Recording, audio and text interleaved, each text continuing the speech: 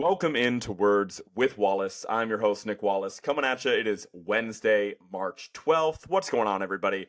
Doing a bit of a reaction pod today. I did just watch my Boston Celtics lose their second and final regular season game against the Oklahoma City Thunder this year. So I was hoping to be more of like a fun reaction pod. It's really more of like a bummed out reaction pod, but I already committed to talking about this on today's episode, so I guess we're going to run with it anyway. So if I come across as grouchy, maybe a little tired, perhaps, I guess you could argue I'm all of those things right now. Just try to give me a little bit of wine before this to loosen me up, put me in a better mood. We'll see how it plays. We'll see how it plays. You guys will be the judge of that. So we are, of course, going to be talking mainly about Celtics Thunder in this one, what I just saw, what it means for the Celtics, what it means for the Thunder moving forward, and then I have a few other topics that I want to get into at the end of the podcast as well. So let's dive right into it. Why not? The reason I was so dialed in on this game, not just because I think it could be a potential NBA Finals matchup this season, of course, between Boston, the second seed in the East, and OKC, who is comfortably in the one seed in the Western Conference. But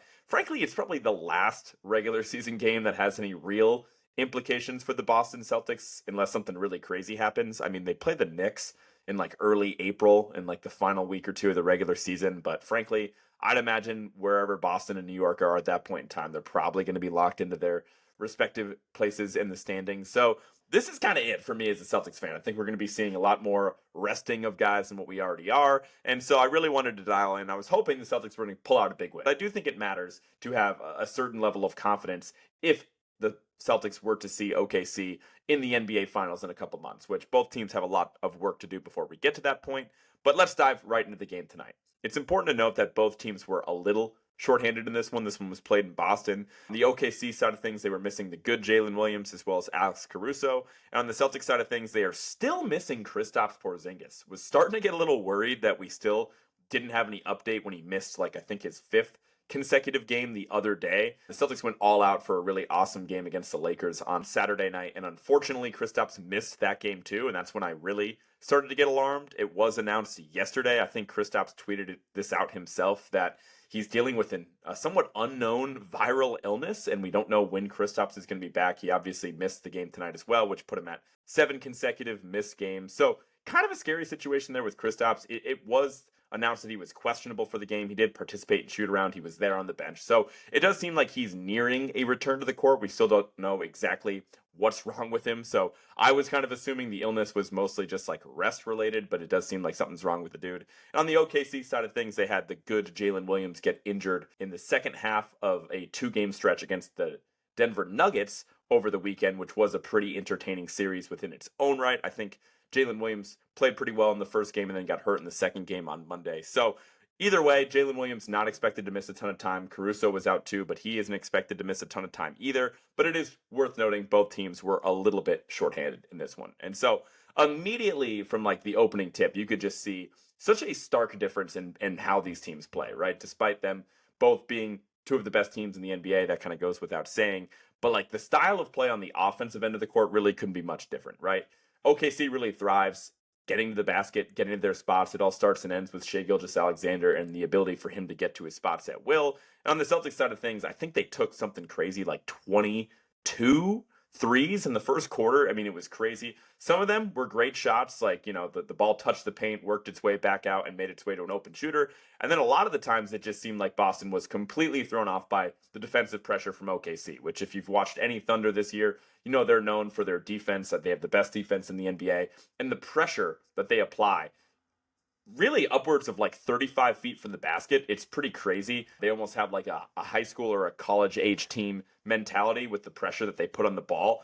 And you really think that wouldn't do much at the NBA level, but if you have the horses to try to stay in front of guys, it does delay how long it takes teams to get into their offense. And I feel like that was the habit the Celtics were falling into in the first quarter, where they were getting pressure. Maybe there's a bad pass. Maybe like they knocked the ball out of their hands for a second, and it just like seemed like it got to like 7 seconds left in the shot clock, 8 seconds left in the shot clock, even 5 or 6 seconds left in the shot clock before we initiated any sort of offense to begin with. And we ended up like, I think at least 3 or 4 of those 3-pointers that we attempted in the first quarter were like basically heaves at the end of the shot clock. And so certainly didn't look good to the eye test, but I'm pretty sure at the end of the first quarter, the Celtics were only down by 3. And even then, that was because Torrey Craig had like a terrible foul on Isaiah Joe with the final seconds with him chucking up a three-pointer, and that put the Celtics down 3 heading into the second quarter. I think arguably the turning point of the game for the Oklahoma City Thunder is the way that they were able to win the early minutes in the second quarter without Shai Gilgeous-Alexander, without Jalen Williams. And on the other end of the court, the Boston Celtics were without Jason Tatum for that couple minute stretch as well. The Thunder, I was expecting to really fall behind there and really struggle on the offensive end of the court. I mean, they always, when they're playing in meaningful games anyway, have either Shai Gilgeous-Alexander or Jalen Williams on the court to initiate that offense, but instead, they obviously were without Jalen Williams in that game. They had Shai Gilgeous-Alexander on the bench, and they decided to really initiate the offense with mostly Isaiah Hartenstein. Chet had some nice plays mixed in there as well, and they got some great looks, and they just caught Boston off guard, had a couple hard drives to the basket, and before you knew it, it was a 9-2 run in favor of Oklahoma City. And so obviously Boston had no problem working their way back into the game after that run, but I do think that was a point in the game where Boston really could have taken advantage of the longest stretch without SGA on the court, and they did the exact opposite. And so just some other themes that I noticed throughout the game. I mean, we already talked about OKC's defensive pressure a little bit. On the Celtics side of things, you had some really bad games from Jaylen Brown and Peyton Pritchard. Starting with Jalen, I think he finished with like 10 points on 5 of 15 shooting, had a couple turnovers there, and what was really crazy was he fouled out in the game as well. And right before he fouled out with about 3 or 4 minutes left in the fourth quarter, he actually had a pretty big dunk right down the lane that got the crowd activated, and like the very next defensive possession, he just like dove across the lane to try to like contest an entry pass to Chet Holmgren, who, granted, he had a reason to not want Chet to catch there. If Chet had caught the ball cleanly, it probably would have been an easy dunk, but Jalen just forgot the situation, forgot that he had 5 fouls, and made a boneheaded play that ultimately took himself out of the game. So that was a really disappointing end of the night for Jaylen Brown. And then Peyton Pritchard, man, obviously he's had a fantastic season. He could very well walk out of this season holding the Sixth Man of the Year trophy, which would be a really cool opportunity for him. But that being said, I just feel like in some of the bigger games that the Celtics have had this regular season, and I'd love to maybe deep dive these stats a little bit after this podcast, but it's like he has not had many moments for the Celtics in any of the big games that they've had in the regular season. I mean, I know he had a monster game the other night when he was like thrust into the starting lineup and the Celtics were really shorthanded, and he's had some really big games against like Portland in those situations, but it just feels like on those nights that we really need him to step in and contribute, and then, next thing you know, he's closing the game for the Boston Celtics without Jaylen Brown out there. It just seemed like Peyton Pritchard has not come through for us, and this was another example of that tonight. On the OKC side of things, I mean, all their guys really played great. Really, all of their role players contributed. The only one that struggled was Aaron Wiggins, who's been awesome for the Thunder all year off the bench and with thrust into the starting lineup in the absence of Jalen Williams. He had a 0 in the box score on the night. I think he was like 0 of 8 or 0 of 9 from the field and had a couple turnovers. So ultimately, OKC decided to close with Kenrich Williams in that situation because he had a couple nice plays and was given a lot of effort on defense. A couple other storylines from the game. I really did enjoy watching Tatum and Shai go bucket for a couple different stretches during the game. Even though Shai is ultimately going to be a finalist for the MVP award, anybody with Shai any lower than second on their ballot, I'm certainly not taking seriously. But Tatum was certainly on his level tonight. You can even make the argument Tatum was the best player on the floor for large stretches of that game. Despite the fact that the Celtics ultimately settled for way too many threes over the course of the night, it just felt like Tatum was the only one that could consistently get to the hoop, could consistently get to his spot in the mid-range. I mean, that was a shot he was taking frequently tonight and made it look really effortless on those shots that did fall. But ultimately, Shai's team came away with the win. OKC closed out the game with a really nice, I believe it was like a 15-2 fourth quarter run right in the middle of the fourth quarter that ultimately sealed the game for the Thunder. After that, the Celtics didn't have a ton of answers. They hit a couple garbage time buckets to make the score look a little bit closer. It was basically tied before that run. OKC went up by like 11, 12 points, and then ultimately they ended up winning the game by 6 points. So the main story of the game was that OKC was consistently able to generate better looks on the offensive end of the court. They shot pretty well from 3 as well. They ended up shooting 13 for 37 on the game, good for 35%. And the Celtics, on the other hand, shot 63 three-pointers throughout this game. They obviously started off red hot from 3 and progressively shot worse as the game went on. Only ended up making 20 of those 63 shots from deep, good for 32%, below their season average. And so ultimately, if I had to point to any reason that the Celtics were not able to pull that out, it was just, again, continuously settling for worse shots than what the Thunder were able to create.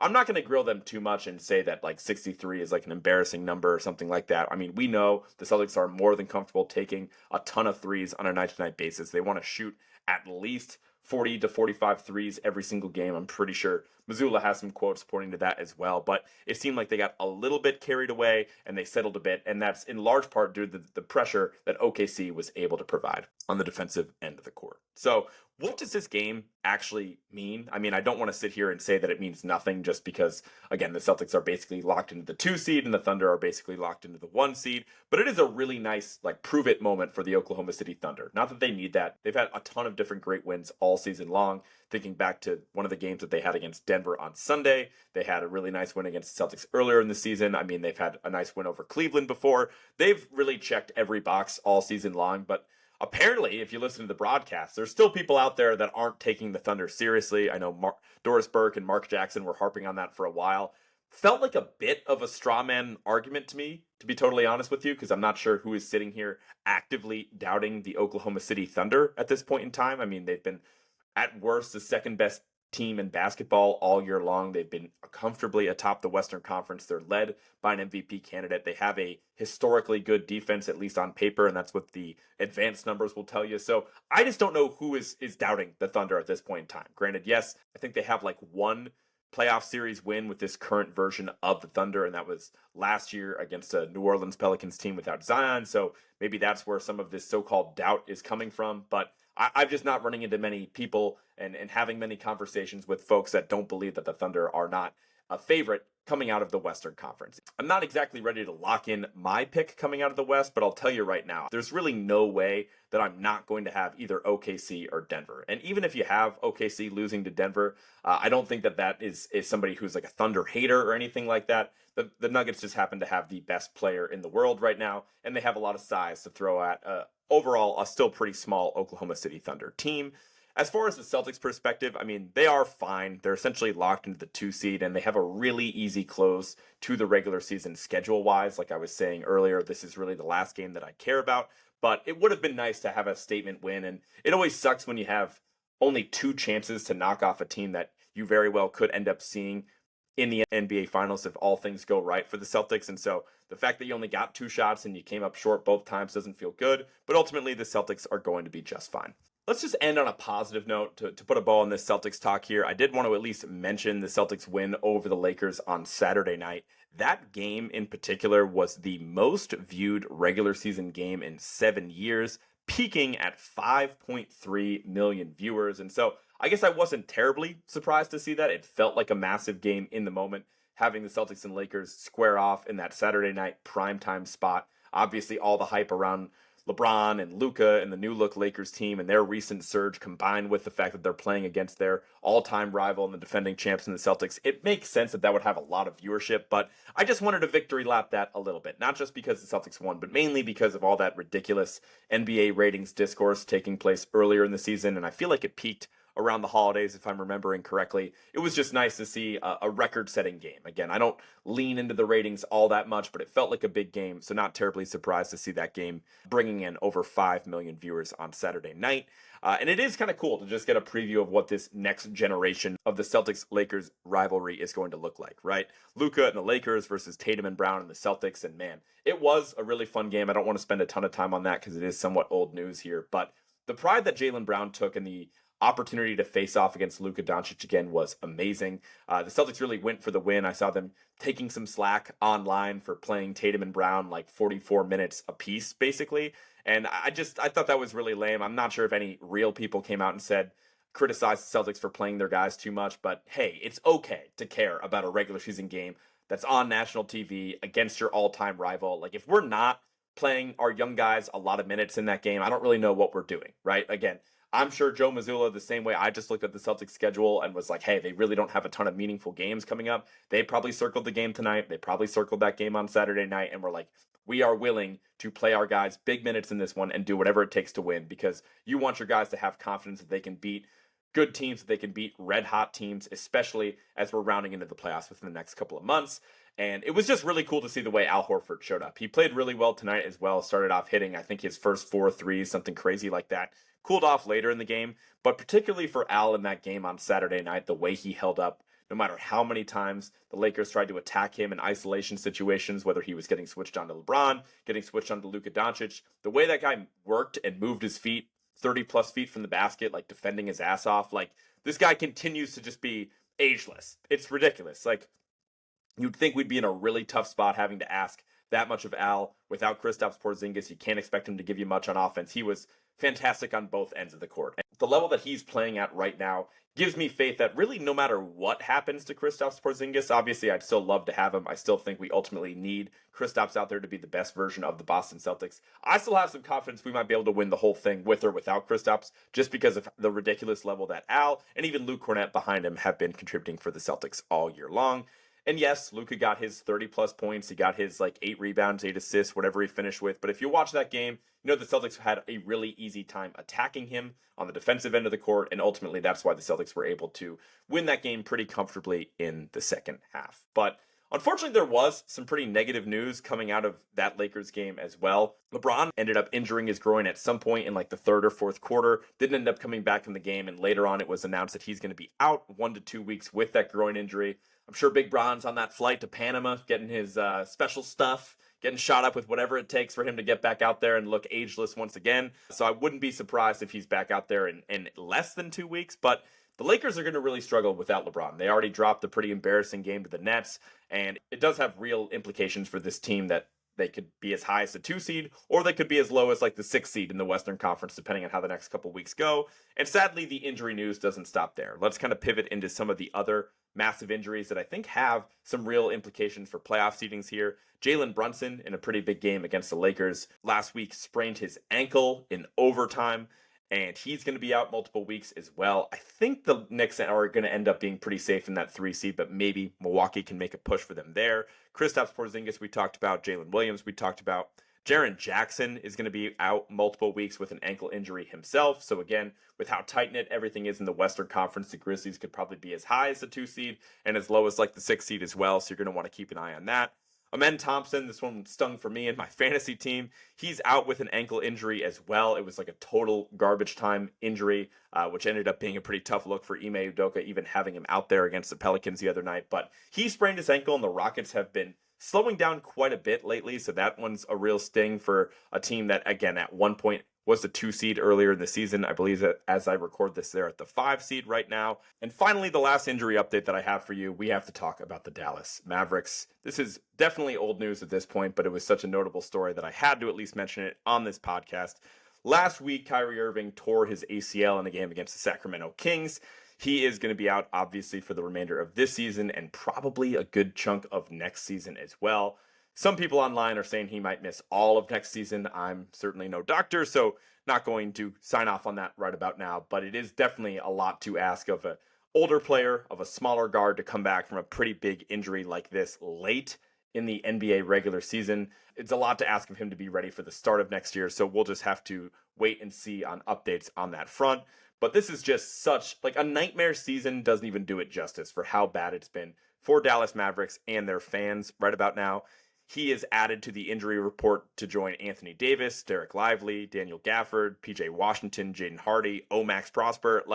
The entire team is out. I think the Dallas Mavericks have 7 healthy dudes at this point. They're pulling guys I've never even heard of. They got this guy Brandon Williams who's 6'1" and undrafted. And anytime you see somebody who's 6'1" and in the NBA, you know that guy is filthy. He had multiple 30-point games within the last few weeks, and the highlights are incredible. And even he got hurt. It's apocalyptic for the Mavericks right about now. And trust me, living here in Dallas, I see it. I see what these fans are going through. And I honestly, again, I can't sit here and say I did the research on what has been the worst, or not even the worst, the most disappointing seasons in NBA history. But I'd feel pretty comfortable saying what the Mavericks are going through right now is easily the most disappointing and the most disheartening season in NBA history. It is all relative to expectations. And when you had a guy in Luka Doncic that was a no questions asked top 5 player in the NBA who has yet to enter the prime of his career, you made a finals appearance that was ahead of schedule. You turned around your team at the trade deadline last year and made this unexpected run. Really, everything past round 2 was gravy for that Mavericks team last year. and now you're likely not even going to make the playoffs the following year. You effectively gave away the franchise player, you shortened your championship window, and now the entire team is injured, and now before next year even starts, the likelihood that you're able to turn things around and contend for next year suddenly gets really slim. And again, I don't mean to pile on, and I think everybody has probably come to this conclusion on their own already, but it is just worth saying that this is exactly why you do not do that Luka trade a couple months ago. Whatever you thought of Luka Doncic and whatever you thought of that version of the Mavericks that you saw, even if you somehow believe that a current healthy version of the Mavericks with Kyrie Irving, with Anthony Davis, and with that supporting cast was better than the team last year, you still don't make the trade because effectively you were trying to win now. I mean, Nico Harrison even said that at the press conference a couple months ago, that this team made that move because they wanted to win right now. They took their championship window that they had with Luka Doncic. They took that and they shrunk it to really like the next 1 to maybe 3 years. And they're already out of the running for this year. They're probably out of the running for next year. And then even the year after that, it's like you're asking what's going to be, what, a 33-year-old Anthony Davis at that point, like a 35-year-old Kyrie Irving at that point. Like, it is just so grim right now. You don't have a lot of your own draft picks. Like, it is such a nightmare. Not only did you lose the face of the franchise, but now the team is just kind of in this holding pattern where they're tied to these old guys that are not even able to take the court. So it's really sad. It's really messed up. And I think we're in a pretty unique place this NBA season where Dallas is joined by 2 other teams that are having incredibly disappointing seasons in their own right. I mean, what Dallas did really takes the cake, but it is just worth noting that if I were to make like a top 3 list of the most disappointing seasons in the NBA this year, at number 3, I have Phoenix, right? Like, they need to be mentioned. If you watch Phoenix, especially the games that have been on national TV recently, like, the vibe is like a funeral. Like, it is pathetic. Like, the shots of guys on the bench is terrible. The shots of Coach Bud and Kevin Durant talking is terrible. Like, the body language is horrific.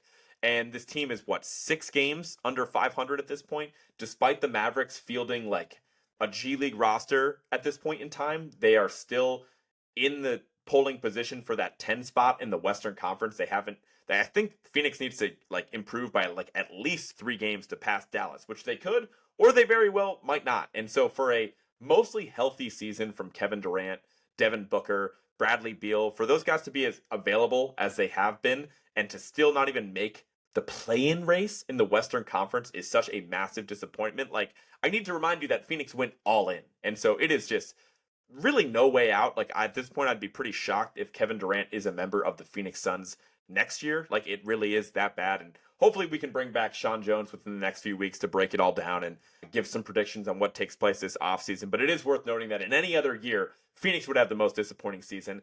And then at the number 2 spot, I have the Philadelphia 76ers. I mean, the contract that they gave out recently to Joel Embiid and Paul George is aging like milk. And that is just an understatement. These dudes don't play. It's worth noting that Joel Embiid has been ruled out for the season. I don't know if I formally announced it on this podcast. It probably happened before the last episode, but to me, it was such a non-surprise when they finally came out and ruled out Embiid for the season that I didn't even think it was worth mentioning.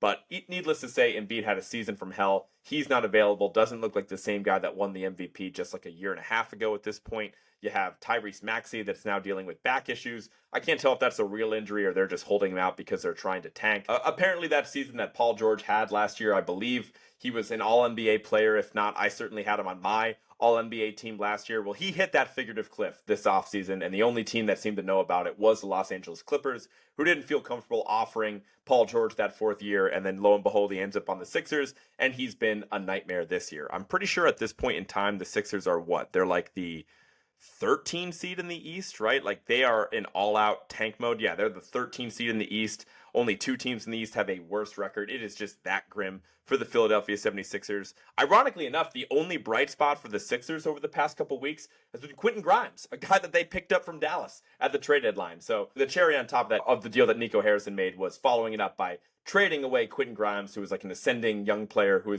had been contributing for the Mavericks all year long. They traded him away for Caleb Barton, who I think just made his Mavericks debut within like the last week when the season's effectively over. So yeah, all-time bad stuff from Phoenix, Philly, and Dallas, who obviously takes a cake as the most disappointing season this year. And so now that I've acknowledged that, yes, it is that bad in Dallas, yes, the fans' vibes are that terrible, I did just want to acknowledge that, look, even though it is bar none, the most disappointing season in NBA history. That's all rooted back in the expectations for this team. That's rooted in how much you guys are going to end up missing Luka over the next several years. So I did just want to at least list off all the teams that I think are objectively a worse NBA situation moving forward than the Dallas Mavericks. So I didn't put these in any order, but when I kind of ironed it all out, I think Dallas ends up being like a pretty middle of the pack basketball situation. Obviously, they were way better than that heading into the year, but all things considered, it could be a lot worse.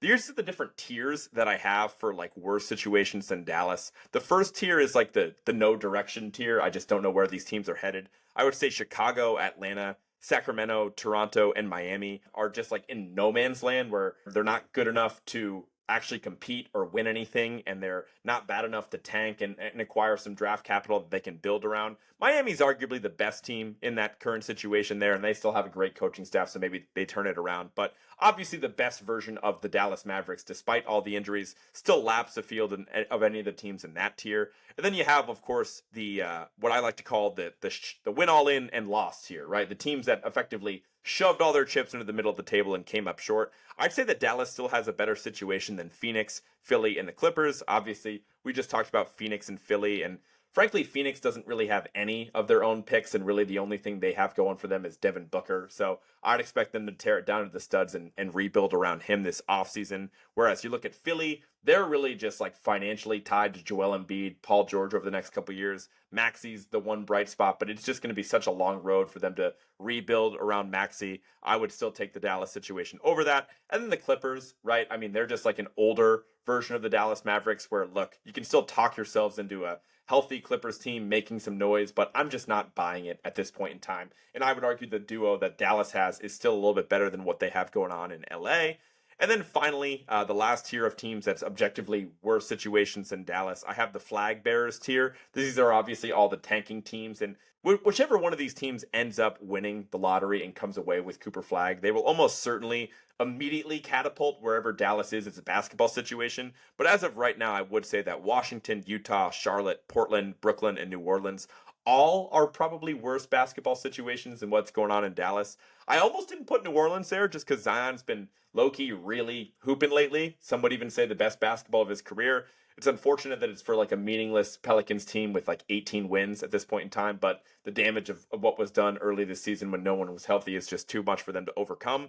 But again, it is worth noting that, look, even though things are terrible for Dallas right about now, the vibes really couldn't be worse from a fan perspective. They are still like a middle of the pack basketball situation. They still have some really talented players in the roster, and the reality is they're going to keep taking swings. Literally the only positive thing I can muster up about Nico Harrison is he's certainly not going to be complacent. If he somehow got complacent right now, I wouldn't even be able to wrap my mind around that, because this guy has made massive swings every single trade deadline, right? Going back a couple years ago, the deal to move away from Kristaps Porzingis, then you have the deal to acquire Kyrie Irving, then you have the trade deadline last year where he set things up by getting PJ Washington and Daniel Gafford. Like, this guy makes moves, needless to say. So hopefully they find a way to retool a little bit. And I'm going to be honest with you. I want the Mavericks to be better than what they are. I didn't necessarily love having them in the finals. Some fans in my life got a little cocky for my liking. But that being said, it's good for business. It's good when the Mavericks are good. It's fun to be in a sports city and live in an area that actually gives a shit about the NBA. And right now, that's definitely not the case in Dallas. So